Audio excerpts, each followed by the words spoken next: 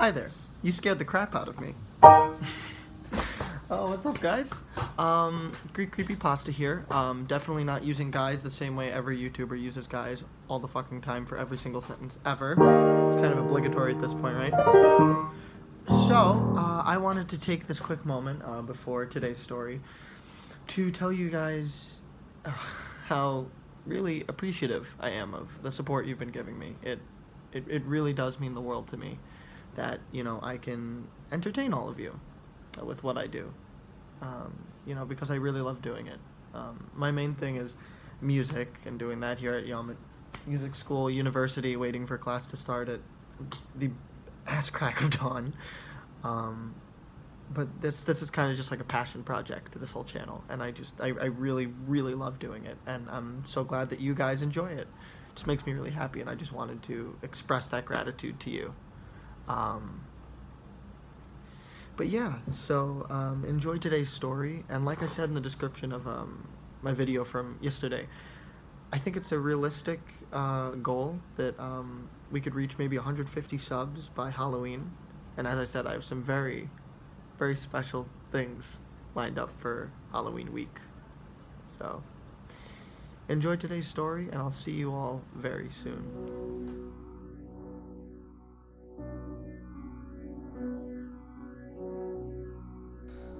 Lately, I haven't been sleeping much. There's a lot on my mind, and I've always been prone to insomnia anyway. The last few days, it's been bad enough that I'm lucky if I get 2-3 hours tops. Last night was my Friday, and I'd planned on staying up, but I hadn't planned on pulling an all-nighter. I'm working on a personal writing project, though, and I lost track of time. I took a break around 3 in the morning, got up to stretch and eat and shit. I passed my living room on the way to the kitchen.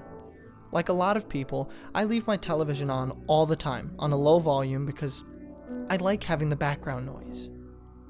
Silence can be just as toxic as cacophony.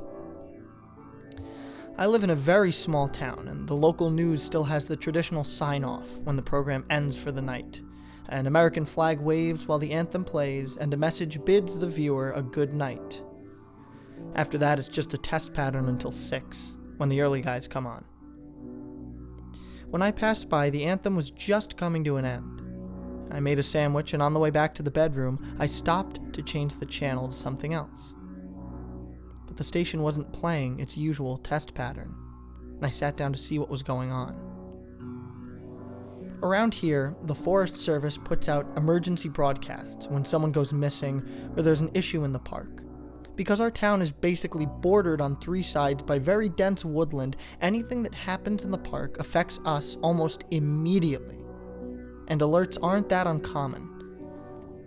I wondered if someone had had an issue at one of the campgrounds, and I figured I might as well see what's going on before going back to work. If it was a major issue, they were going to call me in anyway. Might as well beat him to the punch, right? So I ate my sandwich and muted the TV so I wouldn't have to listen to the tone. Whoever was running the alert wasn't using a canned message, so the standard alert was still flashing. I found it odd that they'd be running it so early. Generally, if a major issue comes up in the small hours, the tornado sirens are turned on, and the cops will go door to door. It's a very small town, so that's not an impossible task. The only times in my memory that we've had to do this were when the tornado touched down outside the town limits, and last year, when a wildfire hopped the state border and was coming at us faster than anticipated. But I've never seen an alert run after about 10 at night, so it was strange to see an emergency alert now, without hearing the sirens running in tandem. The standard screen flickered for a second, which usually signals the end of the tone, the beginning of the actual message. So I unmuted the TV. I caught the tail end of the tone before it switched to the interval honk, or whatever that flat tone is called. The message appeared very briefly, but I didn't have time to see it. And you can't, of course, rewind emergency broadcasts. A second message popped up. Please be advised. I laughed and started to pull my phone out of my pocket for a screenshot. I know the people in charge of the broadcast system, and they get hell about typos from the higher-ups. And before I could take a picture, the message disappeared, was replaced with a real-time one. Whoever was writing it was typing fast and inaccurately. And this is around when I started to get a bit uneasy. Please do not contact emergency services or family members. We are aware of the situation. The message disappeared. There was a brief pause. I sent a text to a buddy of mine, who also tends to stay up late, and told him to turn on the news. A new message, pre-typed, appeared. Please ensure that all children are present before making a report. False reports are subject to... The message cut off. Nothing from my buddy. I started scanning the news on my phone for any breaking stories, but I didn't see anything. The weather was calm. There were no fires. They can't move. My phone buzzed and I pulled up the message. My buddy was watching and was just as perplexed, so I called him. While we talked, we watched the alert. Call the police. You seeing this? My friend said. The fuck are they doing? Well, who's doing it, too? It's not a drill. It doesn't say. Doesn't it say if it's just a test?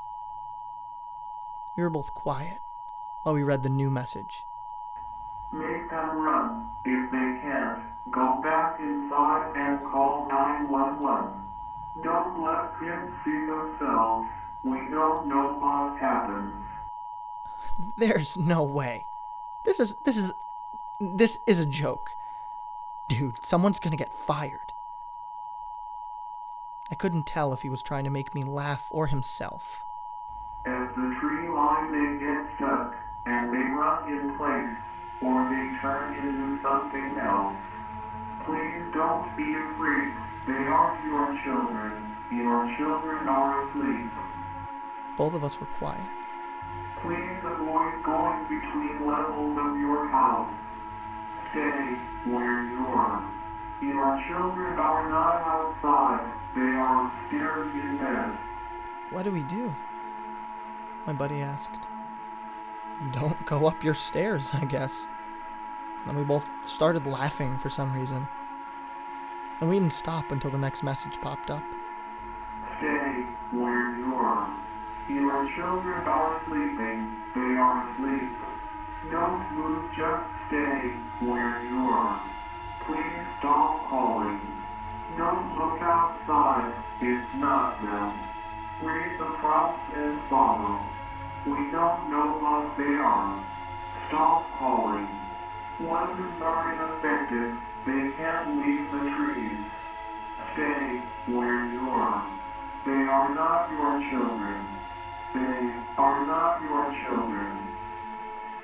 Suddenly, the broadcast ended. The test pattern came up. My buddy and I waited for a bit, and then hung up. I turned the TV to another channel and got up to look out the window. My property includes several acres of heavily wooded land.